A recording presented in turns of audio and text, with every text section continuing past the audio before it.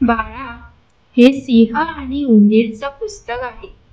पहा, सिंह आणि उंदीर काय करत आहे. सिंह जंगलात चालत आहे आणि उंदीर झाडाखाली लपला आहे. हो, आता तू चित्रावरून गोष्ट सांगू शकतो.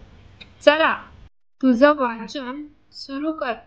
सिंह जंगलात गेला आणि उंदीर झाडाखाली लपला आहे. सिंह गोड गोड ओरडला. छान सांगितलं. आता परी आणि झाड या चित्रावरून गोष्ट सांग पाहू.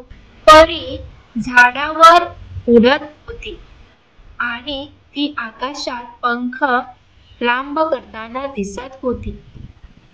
तू चित्राच्या आधारे गोष्ट तयार केलीस. हेच वाचनाचे पहिले पाऊल आहे बाळा.